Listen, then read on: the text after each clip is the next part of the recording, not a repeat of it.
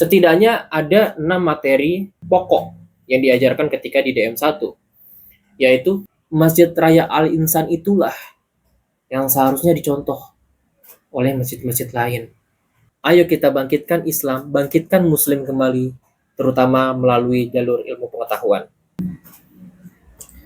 Assalamualaikum warahmatullahi wabarakatuh. Selamat datang di channel Progresif.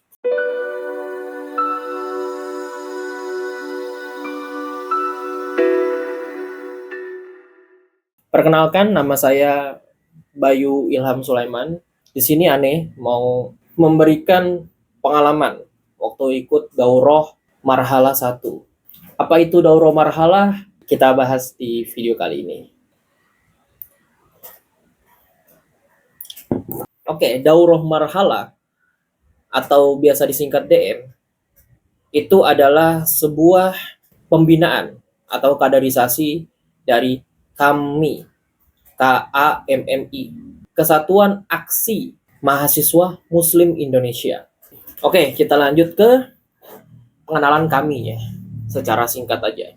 Kesatuan Aksi Mahasiswa Muslim Indonesia, yang itu adalah organisasi ekstra kampus yang sudah didirikan pada tahun 1998, tepatnya di Malang, pertama kali dideklarasikan. Ketika dideklarasikan, Orde Baru sudah goyah. Nah, kami ini itu punya dua fokus shifters. Yang pertama kaderisasi, dan yang kedua adalah pergerakan. Nah, soal kaderisasi ini teman-teman, menurut saya, kaderisasi kami adalah salah satu kaderisasi terbaik organisasi Indonesia. Kenapa begitu? Nanti akan saya jelaskan di video ini. Pada dasarnya teman-teman, kami itu tidak berpolitik praktis. Makanya mantan anggota kami yang menjadi politikus itu banyak, atau bisa dibilang alumni kami lah. Jadi orang-orang yang terjun ke politik praktis itu otomatis tidak lagi menjadi anggota kami dan sudah menjadi alumni kami. Karena itu teman-teman, alumni kami sebenarnya tersebar di berbagai macam partai politik sebenarnya. Walaupun memang sampai saat ini kami itu dianggap orang-orang dekat dengan PKS, Partai Keadilan Sejahtera. Karena kenapa? Karena beberapa anggota kami itu juga adalah pendiri dari Partai Keadilan, PK, yang pada tahun 2002 itu berubah nama menjadi PKS. Bismillahirrahmanirrahim. Didasari pada keprihatinan mendalam terhadap krisis nasional yang melanda negeri ini dan didorong oleh tanggung jawab moral terhadap penderitaan rakyat yang masih terus berlangsung, serta itikat baik untuk berperan aktif dalam proses perubahan dan perbaikan. Maka kami segenap mahasiswa muslim yang berkumpul di tempat ini mendeklarasikan lahirnya Kesatuan Aksi Mahasiswa Muslim Indonesia yang kami singkat dengan KAMI.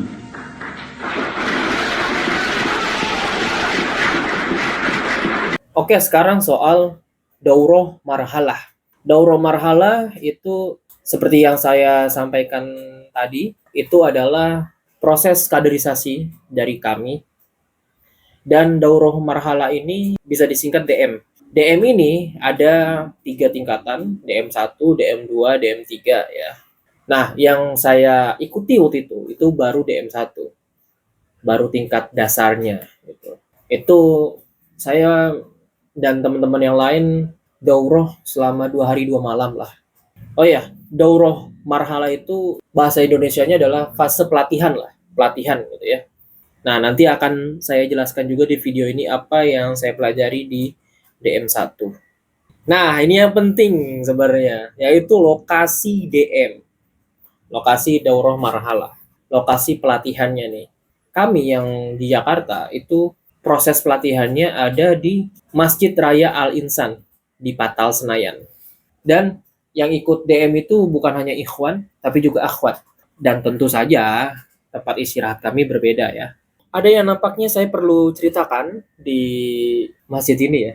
Masjid ini sudah cukup sering saya lewati, terutama ketika saya PKL di Kementerian Kebudayaan, kan lewat Patal Senayan juga gitu ya. Tapi baru kali itu saya masuk dan sholat di dalamnya. Dan Masya Allah teman-teman, masjidnya memang besar, ya. Tapi menurut saya Masjid Raya Al Insan itulah yang seharusnya dicontoh oleh masjid-masjid lain. Ini masjid bukan sekadar tempat sholat. Musafir diperbolehkan istirahat. Oke lah, itu hampir semua masjid seperti itu ya. Ada santri-santri penghafal Al-Quran. Ada kolam ikan yang bisa dikasih makan. Taman kecil, dan lain sebagainya. Di kamar mandinya pun nggak ada urinoir, teman-teman. Kalau di masjid-masjid, walaupun masjidnya besar, biasanya tempat kencing buat laki-laki itu berdiri ya, entah pakai urinoir atau tidak. Tapi di masjid ini tidak, teman-teman. Semua kamar mandinya itu tertutup. WC gitu, yang ada klosetnya gitu, yang ada tempat BAB-nya gitu. Dan itu ada belasan jumlahnya. Jadi diperbolehkan mandi di situ. Kencing juga jadi lebih nyaman. Dan kamar mandinya itu bersih serta terurus. Tahu nggak teman-teman kalau di tempat wudhu itu biasanya ada kolam kecil untuk menyemplungkan kaki ya ke air gitu. Itu untuk apa? Itu supaya najis-najis yang berada di bagian kaki itu hilang gitu. Terbawa oleh air yang ada di kolam kecil itu. Biasanya kan kalau misalkan di masjid-masjid lain itu air di kolamnya diam gitu, menggenang. Tapi kalau ini mengalir, teman-teman. Airnya mengalir. Air di kolamnya mengalir. Aneh, kayaknya baru pertama kali ngelihat itu di masjid. Keran tempat wudhunya bagus. Airnya tuh nggak, wah, tahu kan, air kayak air terjun gitu. Nggak, kerannya nggak kayak gitu. Air di kerannya sopan. Bahkan ada keran yang khusus buat anak kecil. Jadi dibuat lebih pendek. Di beberapa masjid juga ada wastafelnya ya. Tapi biasanya sabun-sabunnya habis gitu ya. Jarang di refill. Tapi kalau di Masjid Al Insan ini ada sabunnya. Dan masjid ini sangat ramah dengan penyandang disabilitas. Bahkan dari masjid ke tempat wudhu itu ada 3 jalur. Jalur ikhwan, laki-laki, jalur akhwat, perempuan, dan tengah-tengah itu jalur kursi roda. Jadi dia lebih landai gitu jalurnya. Dan juga tentu saja di beberapa tempat wudhunya itu ada tempat wudhu yang ada tempat duduknya gitu. Jadi biasanya untuk lansia-lansia ya, wudhunya sambil duduk. Itu kan di luar tempat sholat ya. Bagaimana di tempat sholatnya nih? Di ruangan utama masjidnya. Di ruangan utama masjidnya itu tidak kalah wow-nya. Oke, kita sering melihat yang namanya rak-rak kitab ya di dalam masjid, di dalam tempat sholatnya. Oke lah, ada beberapa masjid yang menyediakan minyak wangi. Di Masjid Raya Al Insan ada. Tapi sangat jarang ada masjid yang menyediakan kacamata baca. Dan itu bukan hanya satu. Ada minus berapa gitu. Di Masjid Raya Al Insan ada, teman-teman. Masya Allah. Aneh kalau ngelihat masjid yang ramah seperti itu ya. Kan jadi enak gitu ya. Jadi makin ikhlas gitu kalau mau beramal. Oke, jadi teman-teman kalau misalkan memang lewat Patal Senayan dan mau sholat, aneh saranin sholat di situ tuh. Masjid Raya Al Insan di Patal Senayan. Tapi jangan lupa siapin uang buat parkir ya. Ya memang di masjid ini ada parkir. Tapi parkirnya resmi teman-teman. Ada palangnya gitu. Jadi nggak usah khawatir. Dan buat para DKM, ya, kalau misalkan memang mau studi banding, belajar, mungkin kalau ke Jogokarian kejauhan, kalau ke Masjid Raya Al Falah di Seragen kejauhan, coba ke Masjid Raya Al Insan dulu yang ada di Patal Senayan. Itu sudah cukup menurutku.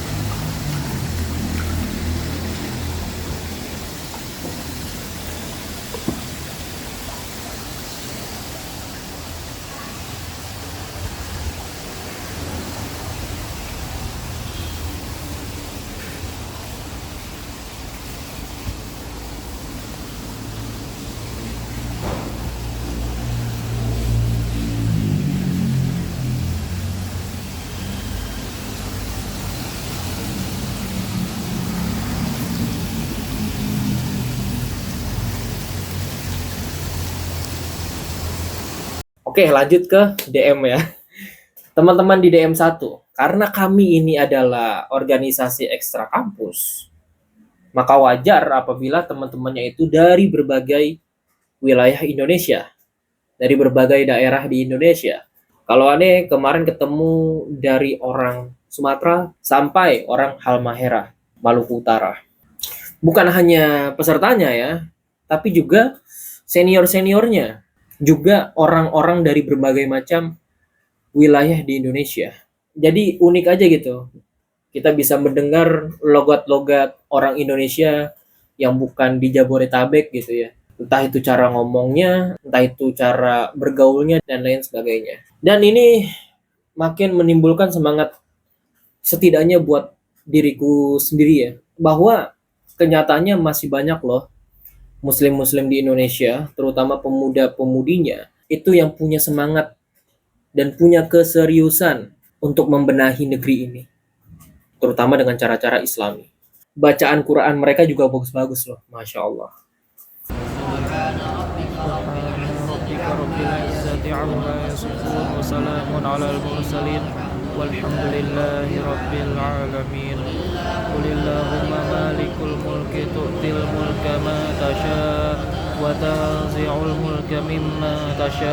وتعز من تشاء وتذل من تشاء بيدك الخير إنك على كل شيء قدير. Oke, lanjut ke materi ya, materi DM1. Kalau saya mengkategorikan, materi DM1 itu dibagi menjadi dua. Yang pertama, materi di dalam ruangan. Yang kedua, materi di luar ruangan. Materi di dalam ruangan, ya itu seperti seminar-seminar keislaman ya, biasanya. Walaupun memang materinya ntar juga lebih bagus gitu, daripada seminar biasanya. Kalau materi di luar ruangan, itu berbagai macam bentuknya, tapi memang biasanya menyangkut ibadah ritual seperti sholat, ya, seperti tadarus, cara berkomunikasi, dan lain sebagainya. Baik di dalam ruangan maupun di luar ruangan, itu dinilai, benar-benar dinilai. Oleh siapa? Ya oleh senior-seniornya. Jadi para senior bukan hanya menilai kita di dalam ruangan, tapi di luar ruangan juga. Keren kan? Nah, hasil penilaian dari para senior ini juga berimbas pada lulus tidaknya kita di akhir daurah. Nanti di akhir daurah kita juga mendapatkan sejenis rapot lah. Oke, lanjut ke materi di dalam ruangan ya. Setidaknya ada 6 materi pokok yang diajarkan ketika di DM1, yaitu syahadatain sebagai titik tolak perubahan, kemudian kesempurnaan Islam, kemudian problematika umat, kemudian pemuda dan perubahan sosial, kemudian kepemimpinan dan manajemen diri, dan terakhir adalah pengenalan kami. Namun kami kemarin juga dapat tambahan yaitu tentang berpikir kritis. Nah, bagaimana kalian melihat judul materi-materinya? Menarik kan? Dan memang benar, materi-materi yang diberikan itu anti mainstream. Dan kayaknya sebagian besar itu jarang diajari di kelas-kelas kampus. Dan satu lagi, dari materi satu ke materi lainnya itu nyambung.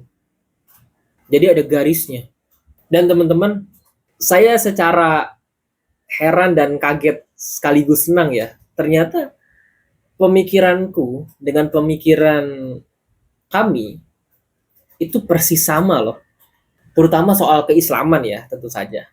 Tentang keislaman, tentang kenegaraan, dan lain sebagainya.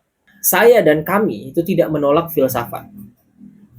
Kami menjunjung tinggi akal pikiran yang sudah Allah kasih gratis ke kita.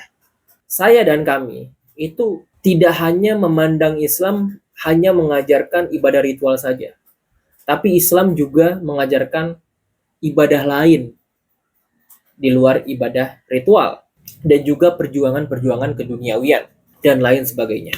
Kalau teman-teman melihat konten-kontenku tentang Islam, itu tidak jauh berbeda dengan hal-hal yang diajari oleh kami. Oke, penutup di video ini teman-teman. Jadi kalau saya menyarankan ya, buat teman-teman mahasiswa muslim, coba ikut deh organisasi ekstra kampus. Memang ada organisasi yang serupa dengan kami, seperti HMI, PMII, dan lain sebagainya. Tapi mungkin kami itu bisa lebih dicoba. Oh ya, saya tidak di-endorse ya oleh kami di sini. Saya tidak dibayar oleh kami di sini. Saya hanya sharing pengalaman saya. Itu aja mungkin yang bisa saya sampaikan pada kesempatan kali ini, teman-teman. Pada akhirnya saya lulus dari DM1, tapi lulusnya bersyarat. Itu aja mungkin yang bisa saya sampaikan. Terima kasih buat yang sudah menonton.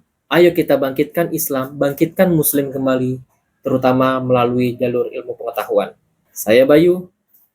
Wassalamualaikum warahmatullahi wabarakatuh.